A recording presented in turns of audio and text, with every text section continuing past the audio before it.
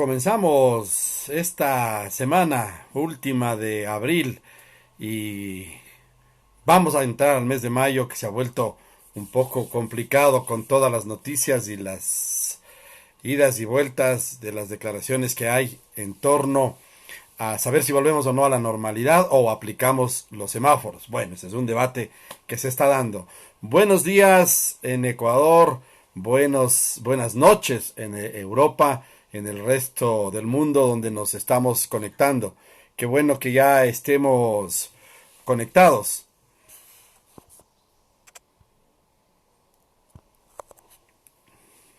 A ver, sí, parece que estamos ya en transmisión. Ha estado toda la mañana un problema esto de la conexión con el internet.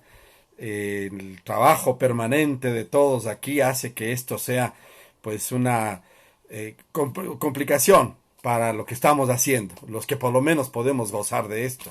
Una de las decisiones fundamentales que se han tomado en otras sociedades es declarar el Internet gratuito, a dar el uso gratuito a todo el mundo, todos, asumir por parte de los estados o por parte de los GATS, digamos, en el caso del Ecuador, los GATS, los gobiernos autónomos descentralizados, asumir los costos de la red de Internet para que todo el mundo pudiera estar conectado. Todo el mundo en términos de todo el mundo, de poder eh, en lo poco que se puede decir. Es decir, no es que todo el mundo en el Ecuador estamos conectados, los que tenemos la posibilidad. Qué gusto, saludos a mis amigos que ya se están conectando, Edison, Benítez, Brian, Fabián, qué gusto que estemos ya en la conexión. Yo les propuse esta semana, luego de que el viernes tuve algunas actividades y claro, entonces complique el uso del internet y por eso es que decidí más bien hacer a partir de ahora. Vamos a seguir en esta semana y esta semana les propuse, vamos a hablar de estudiantes, vamos a hablar de revueltas estudiantiles. Claro que hay muchas en el Ecuador. Hay de los estudiantes que no hagan temblar al mundo, decía Montalvo. Y desgraciado del pueblo donde los estudiantes sean humildes con el tirano. Y un día resucitará la patria, les decía a los jóvenes estudiantes el propio Eugenio Espejo, el patrón, el patrono de la academia en el Ecuador. Pues sí, claro, o sea, la idea es esto, ¿no? Gracias, Brian. Brian hizo un dibujo muy bonito el fin de semana que está en las redes ya terminado, me pasó el boceto, pero ahora ya le veo terminado. Un ensayo de su visión de un homenaje a la lectura, de lo que es la lectura. Habíamos terminado la semana pasada con el 23 de abril, el Día Internacional del Libro. Me pareció interesantísimo, gracias por esos comentarios. Qué buena cosa, y eso que empezamos un poquito tarde, ¿no? Qué bueno que estén conectándose. Y ahora vamos a empezar para no perdernos. Hola a Gladys desde Carcelén, Gladys, Raimundo, Cristian, Pablito, Mónica, Nancy. Bueno, qué gusto que estén.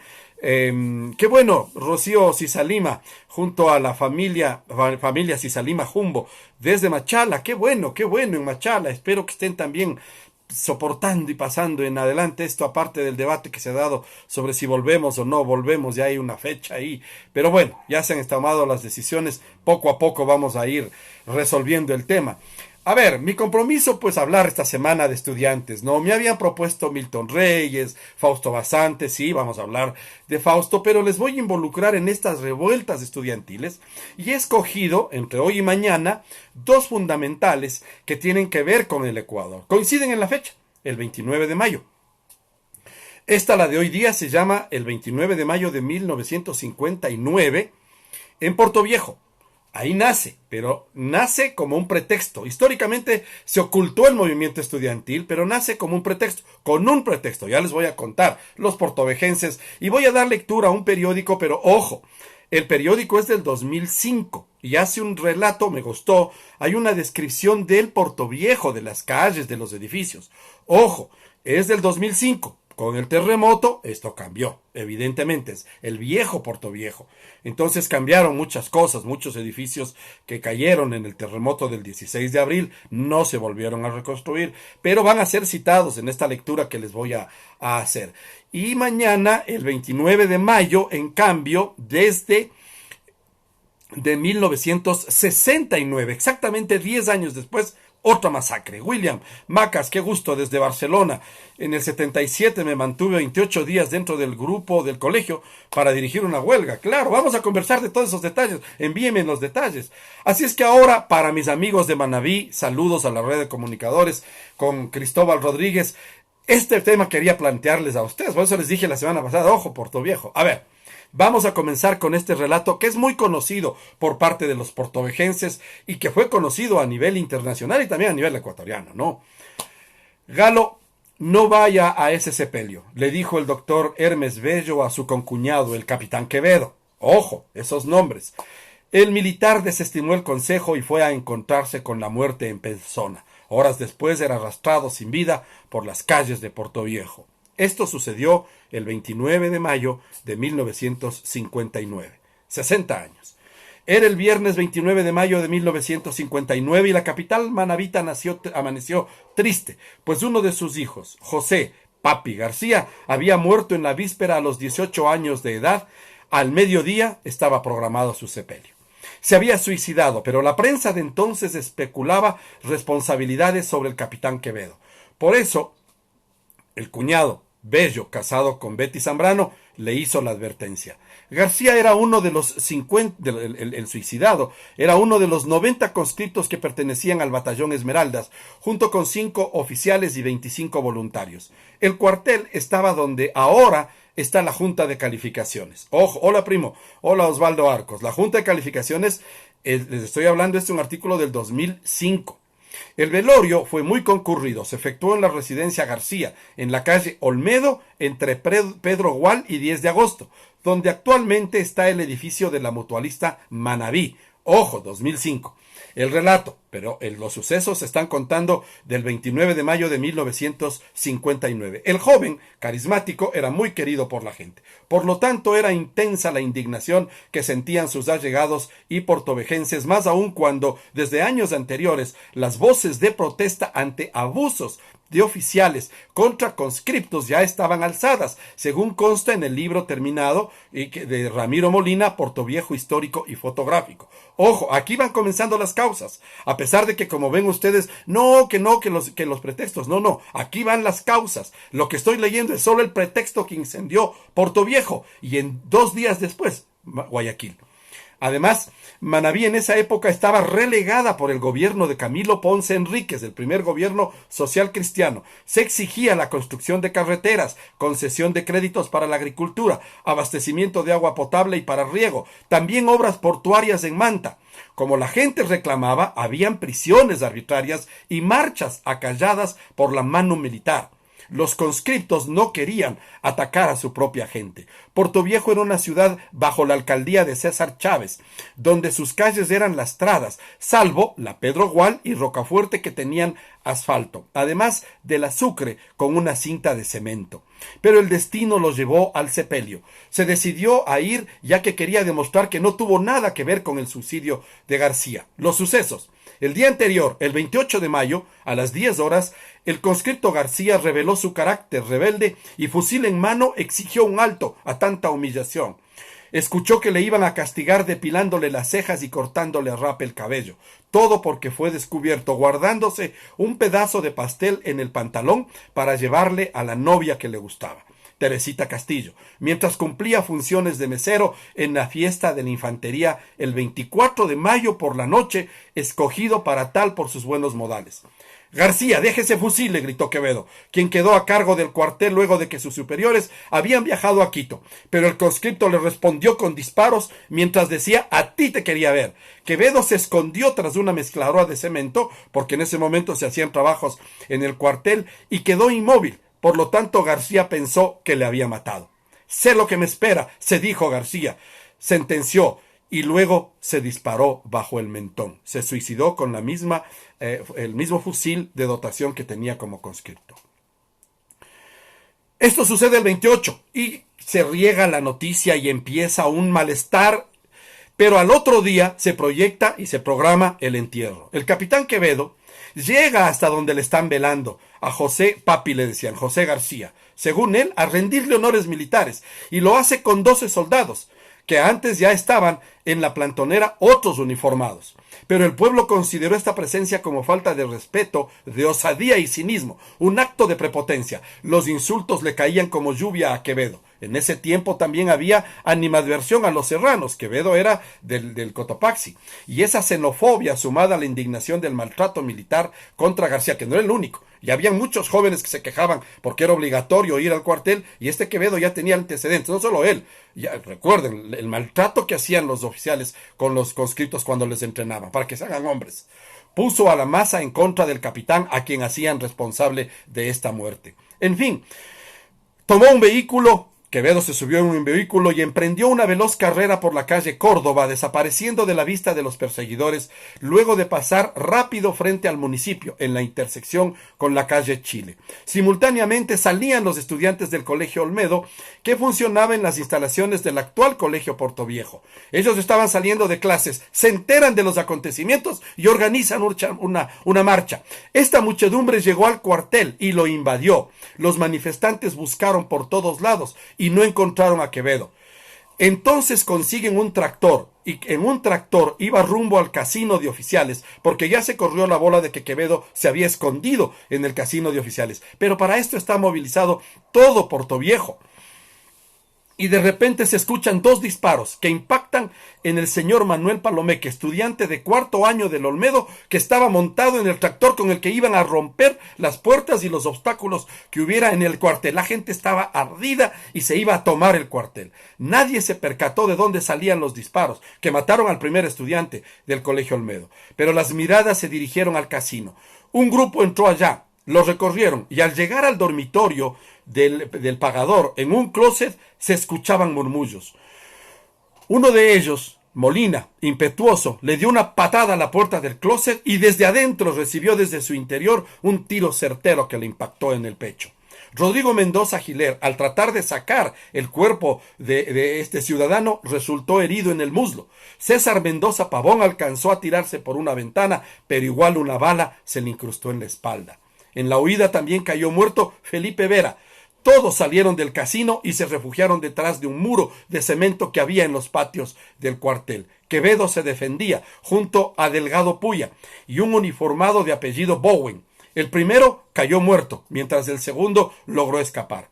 3 horas habían pasado y Quevedo se batía solo, pero ya había pedido ayuda a Guayaquil, de donde 2 aviones de S-3 venían con 80 militares a rescatarlo, al mando del teniente coronel Erdoíza. Pero la pista del aeropuerto había sido también rodeada por otra multitud. Erdoíza se dio cuenta de la magnitud del problema, dejó a sus hombres en el aeropuerto y se trasladó solo él al lugar de los hechos. Megáfono en mano, ya en el cuartel y frente al casino, le pidió a Quevedo que se rinda, lo cual no fue aceptado. Tras tener una respuesta negativa, Erdoíza sentenció: la suerte del capitán Quevedo está echada, hágase la voluntad del pueblo.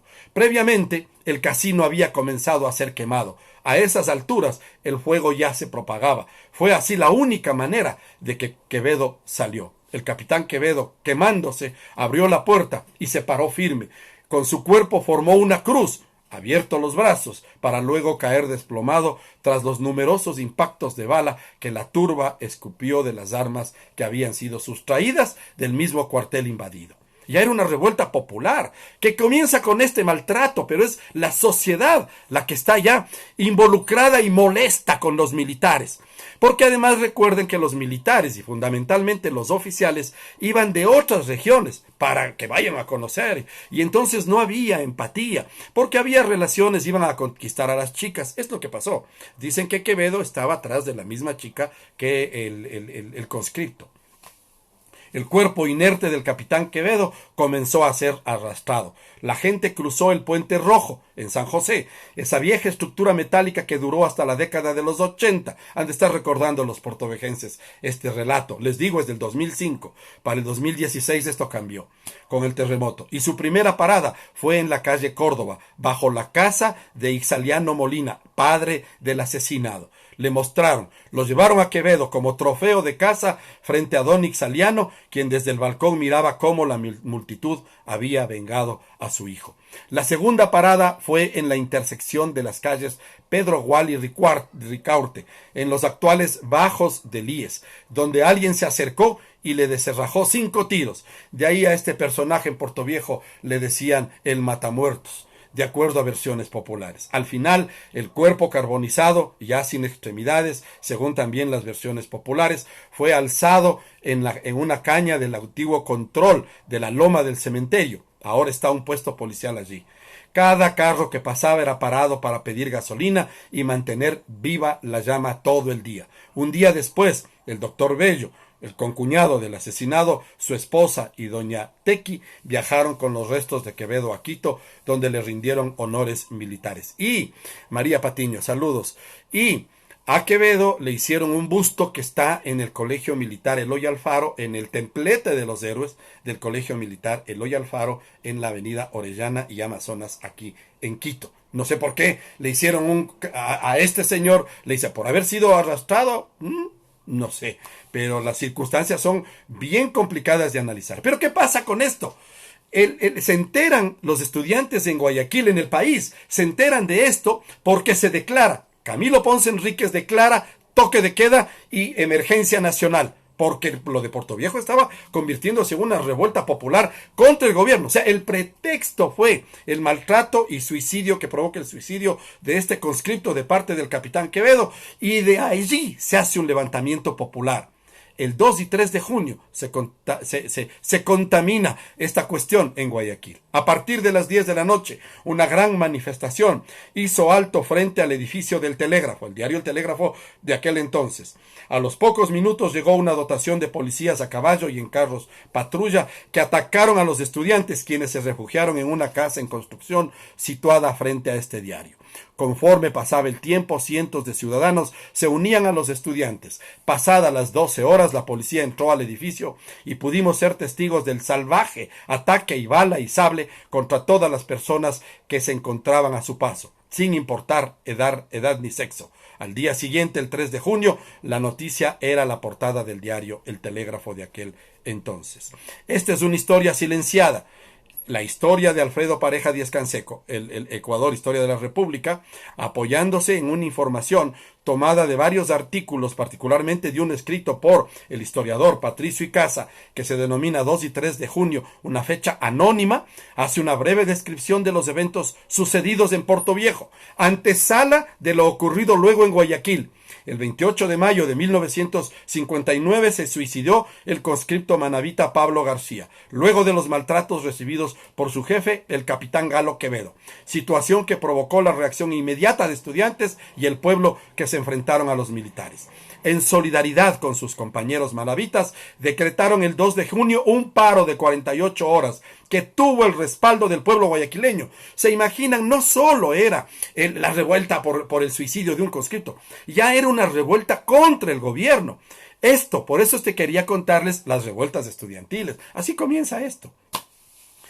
Este paro tuvo el respaldo del pueblo guayaquileño. Los estudiantes exigían además ya las renuncias de los ministros de gobierno Carlos Bustamante Pérez, el de Educación José Vaquerizo Maldonado, el de Defensa Gustavo Díez Delgado y del gobernador y otros funcionarios como el jefe de Seguridad Política Francisco Adún. Pasadas las 12 de la noche arreció el ataque policial a bala y sable contra todas las personas, dice Pareja, y se llenaron de inconformidad y a la madrugada se contabilizaban ya 5 muertos y varios heridos. El gobierno declaró entonces zona de seguridad al país e impuso la ley militar con los tanques del ejército controlando Guayaquil, pero un grupo de paracaidistas va también a Portoviejo y se toman Portoviejo durante 3 meses. Pedro Sá de Herrería, en un escrito que tiene que se llama La Patria Nuestra de Cada Día, expresa que el miércoles 3 de junio de 1959, fuerzas militares trataron de llevarse los cuerpos de los caídos del día anterior que estaban en la morgue, acción que fue impedida por la muchedumbre. noviembre. Luego de una acalorada discusión, los uniformados accedieron al pedido de los familiares y compañeros de los estudiantes, que fueron trasladados a la casona universitaria, donde se improvisó una capilla ardiente. A las 5 de la tarde, mientras se realizaba el sepelio de los caídos, retornaba de Quito el jefe titular de la segunda zona militar de Guayaquil. Ojo con este nombre, el coronel Luis Piñeiros. Recuerdan que ya habíamos hablado, este Luis Piñeiros, ya van a oír las declaraciones, que es responsable de esta represión en Guayaquil el 2 y 3 de junio, es el padre del general Luis Piñeiros, que empezó en la discordia y las broncas con Fran Vargas Pasos. Es el padre, pero este Luis Piñeiros, ya bastante anciano, en el gobierno de Febres Cordero fue nombrado director de cárceles, mientras el general era ministro de Defensa, retornado a la práctica militar activa porque le dio de baja a Osvaldo Hurtado por conspirar contra su gobierno. A este señor, que fue el responsable de la masacre del 2 y 3 de junio en Guayaquil, Febres Cordero le nombró administrador de cárceles, era el director de cárceles. Así es que este coronel, que venía con instrucciones personales del presidente de la República, Camilo Ponce Enríquez, dicen que el presidente Camilo Ponce Enríquez fue el primer social cristiano, y me hicieron un chiste cuando yo estaba conversando con mis amigos ayer y me dijeron, a ver, ¿cuál es el tercer gobierno social cristiano en el Ecuador? El primero, Camilo Ponce Enríquez. El segundo, León Febres Cordero. Y el tercero, me preguntaron, y la respuesta la tienen ustedes. Y venía con instrucciones personales del presidente de la República. Cuando el acto fúnebre concluyó de los muertos del día anterior, un grupo se dirigió hasta el cuartel modelo de la policía en Guayaquil, donde una compañía de ametralladora emplazada en las cercanías de ese cuartel abrió fuego indiscriminado contra la multitud. A partir de aquí, los acontecimientos se desencadenaron por toda la ciudad. Pareja Díez Canseco señala que, según la revista internacional Visión, durante el 2 y 3 de junio hubo por lo menos 500 muertos, aunque el régimen reconoció solo 16 occisos y 89 heridos, ocultando información de los muertos.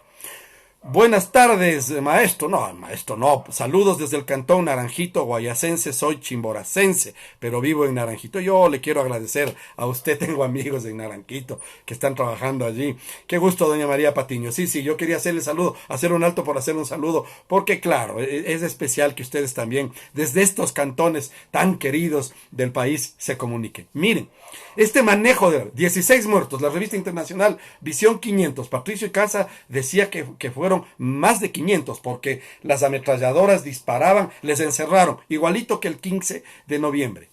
En Ecuador, en Historia de la República de Alfredo Pareja Díez Canseco, hace un análisis y dice, se anota en la historia que para 1959, cuando Camilo Ponce Enríquez llevaba ya 3 años en el poder, el país vivía una crisis económica y social producto de la baja de las exportaciones del banano.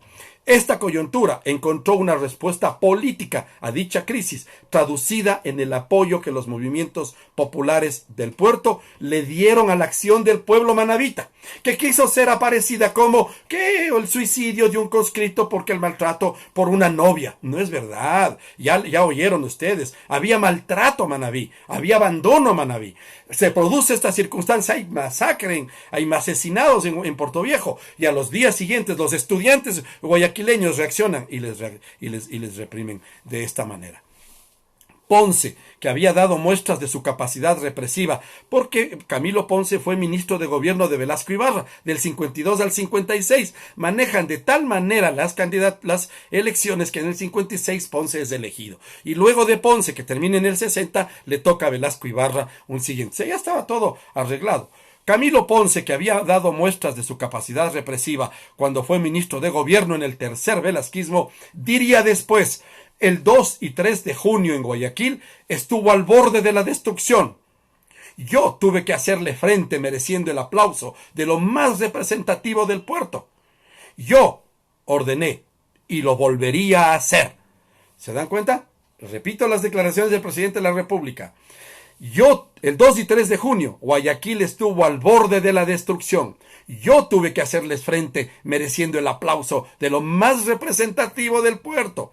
No dice del pueblo, dice de lo más representativo del puerto. San Borondón no era todavía parte de lo más representativo del puerto. Yo ordené y lo volvería a hacer. ¿Por qué hacía cita de los gobiernos social cristianos? Porque cuando atentaron contra la vida del legislador Diego Delgado, nadie se hizo responsable, le dieron por muerto, él sobrevivió, se fue a recuperar en Cuba, pero cuando años después a Febres Cordero en una entrevista le preguntan y le pregunta el periodista y le dice, ¿usted mandó a atentar contra la vida de Diego Delgado, del diputado Diego Delgado, que era su principal denunciante en cuanto a derechos humanos, la desaparición de los Restrepo, los Alfaro Vive, los muertos? Febres Cordero le dijo, mire, yo no mandé, créame, yo no mandé a atentar contra la vida de Diego Delgado. Pero ¿sabe qué?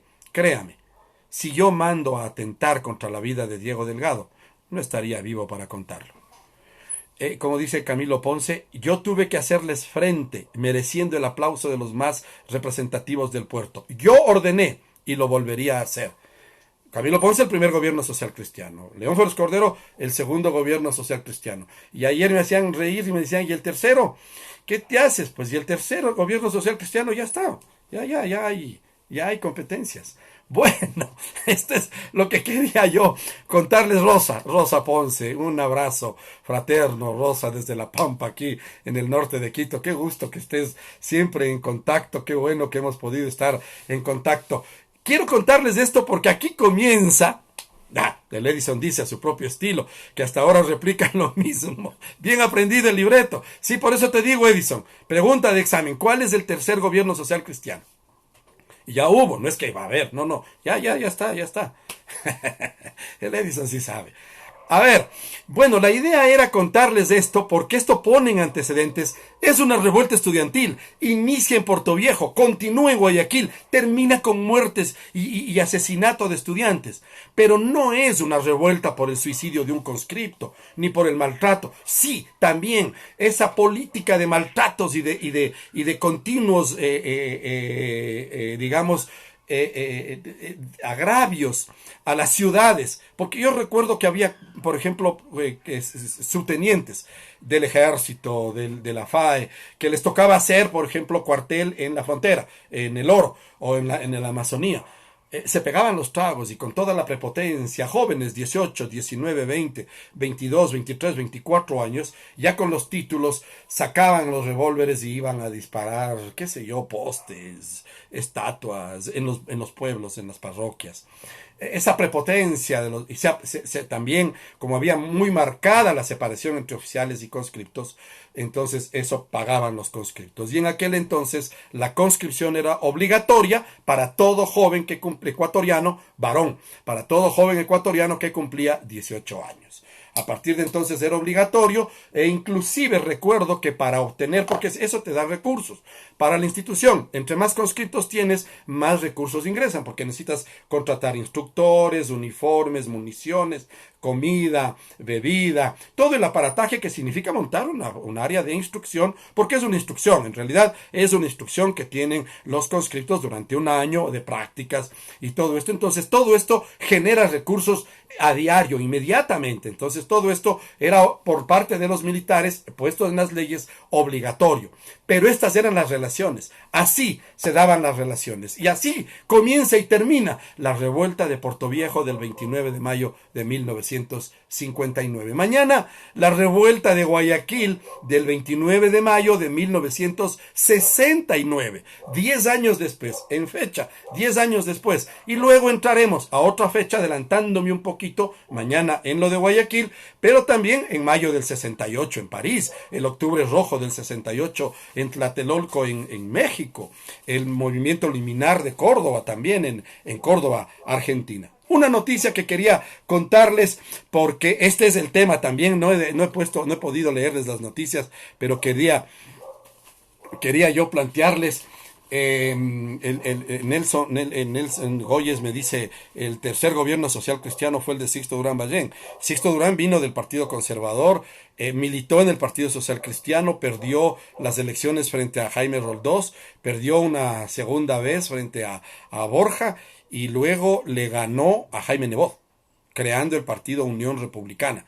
en alianza con el Partido Conservador, cuyo director nacional fue Alberto Dajic. Lo más conservador y de derecha del país se unió para que gane Sixto Durán Ballén. La noticia, el comercio. Hoy se inaugura el ferrocarril Quito-Cayambe. Miren qué bonita noticia. El 9 de julio no será día festivo, como concurrieron rumores de que se había expedido un decreto por el cual se declaraba feriado el día de mañana. Nos acercamos al Ministerio de Gobierno, en donde oficialmente se nos informó que no se ha dado esta orden directa en verdad, como estaba circulando el rumor. ¿Por qué? Porque el domingo 8 de julio se iba a inaugurar el ferrocarril Cayambe-Quito o Quito-Cayambe en la ruta que debía ser Quito-Esmeraldas, es decir, iba a Cayambe, a Ibarra, de Ibarra a Lita y de Lita hasta San Lorenzo. Se demoró como 20 años, pero esta ruta, ahora, el domingo 8 de julio de 1928,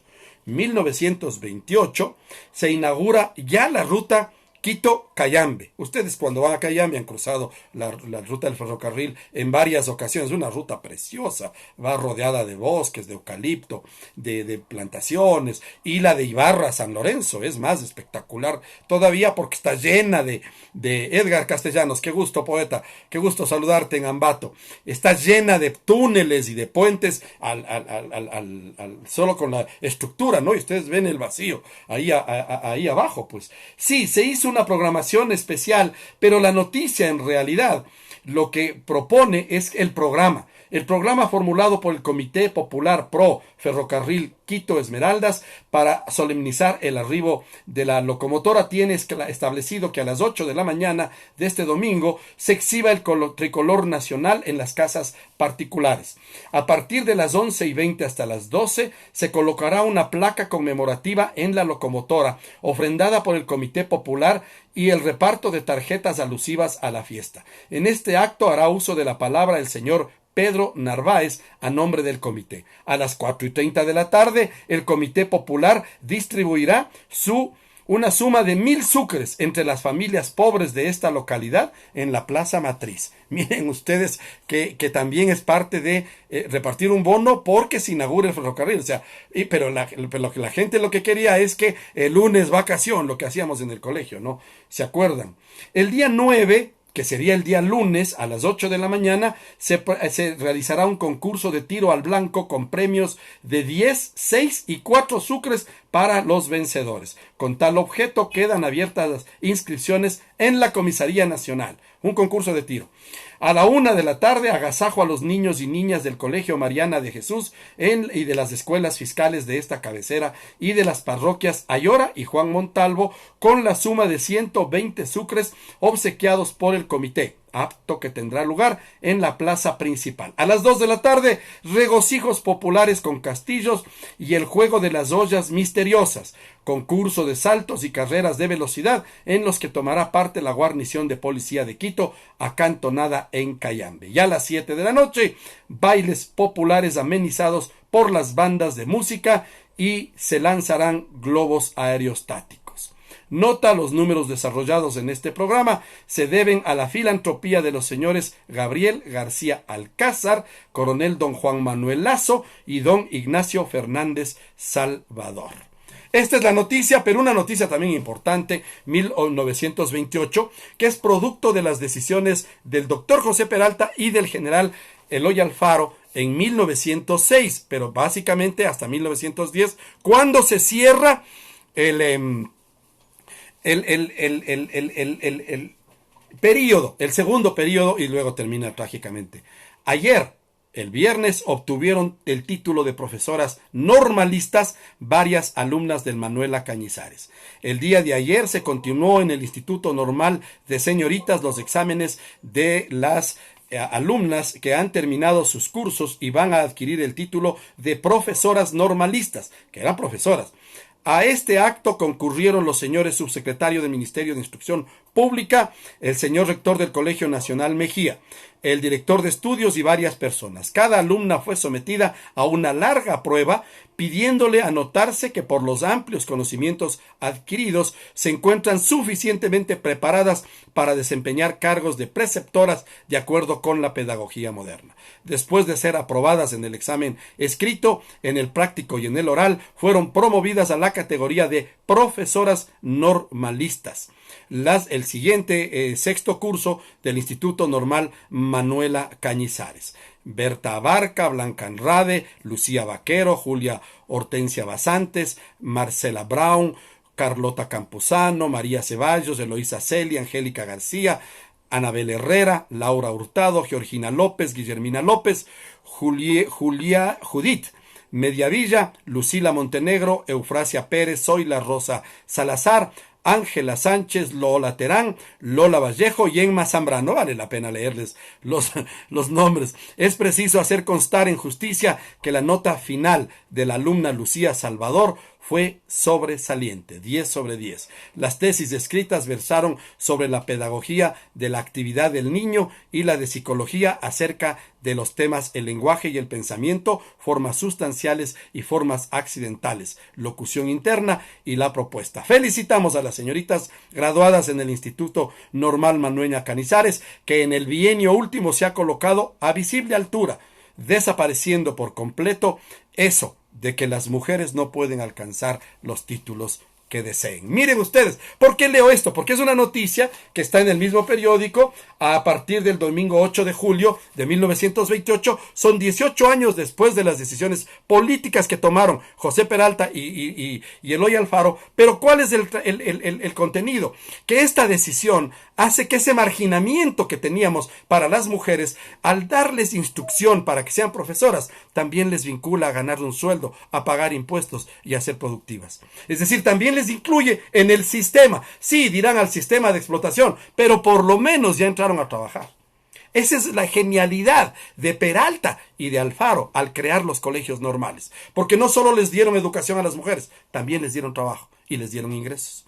Y recuerden que a partir de entonces, ser maestra era una de las cosas que las familias querían, con orgullo querían que sus amigos. William Macas me dice: el tercer gobierno social cristiano es el de Lenin Moreno. Ese es el chiste para terminar el programa. Qué gusto que hayan estado conmigo ahora, con ustedes también, porque sí, decía, el resto sí nos hemos matado la risa el día de ayer, adivinando cuál es el tercer gobierno social cristiano. Camilo Ponce, León Febres Cordero, y ya estuvieron las respuestas. Así es que, pues qué gusto que hayan estado conmigo, me he matado de la risa con lo que hemos hecho. Ustedes también, pues diviértanse un poco jugando con esto. Hemos recordado, gracias Nelson, tus comentarios. Sí, la idea es contar la historia, porque contando esto se recuerdan. La grandeza del movimiento estudiantil está dado por esto. Y miren, esa gente, yo también. El Washington Yepes también, que también estaba conectado. El Washington, creo que el Giovanni también, Nelson Goyos también debe estar. Somos del año 59. Nacimos en el año 59. O sea, este año estamos de cumpleaños en ese mismo periodo. El año que ganó la Revolución Cubana. En las noticias, en la historia, decía que esos estudiantes de Portoviejo estaban imbuidos y contaminados del pensamiento de Fidel Castro. Porque, claro, 5 meses antes Fidel Castro era noticia mundial. Los barbudos habían tomado La Habana, Fidel estaba en la gloria, las fotos de él recorrían el mundo y entonces dijeron, no, pues claro, estos estudiantes rebeldes se levantan por el capitán Quevedo que quiere poner orden a estos irresponsables. Y el 2 y 3 de junio, en los discursos oficiales que justificaron la masacre siguiente después de Portoviejo, se dijo que Cuba también tenía influencia en las mentes a control remoto de nuestros estudiantes. Así ha sido el movimiento estudiantil. Quería citar mañana 1969. El miércoles vamos a hacer también, puede ser Fausto Basantes, Milton Reyes, pero también siempre dentro de estos movimientos estudiantiles. Y hablamos de la Guerra de los Cuatro Reales. Así es que abrazos a todos ustedes. Vamos a continuar responsablemente cuidándonos. Esperemos que las decisiones de las autoridades Parece que al pasarle la decisión a los GATS va a ser más analizada, más prudentemente analizada la situación. Hay que analizar la situación económica y hay que analizar la situación de salud. El virus es mortal, está matando mucha gente en todo el mundo, no en el Ecuador, en todo el mundo. Por lo tanto, hay que tener los controles necesarios. Y para esto, mientras se pueda, yo les voy a recordar todos estos temas que simplemente una conversación con ustedes, amigos y amigas. Abrazo fraterno a los manabas de la red de comunitarios, a los manabas y manabas en general, y a mis amigos y amigas también en el exterior, en Europa, en Estados Unidos, que están pendientes, en México, que están pendientes de esta conversación entre amigos. Mañana nos vemos a las 12 del día Ecuador, 19 horas de Europa, para seguir conversando. Así han de venir con Edison Miño, para seguir conversando de revueltas estudiantiles en el Ecuador.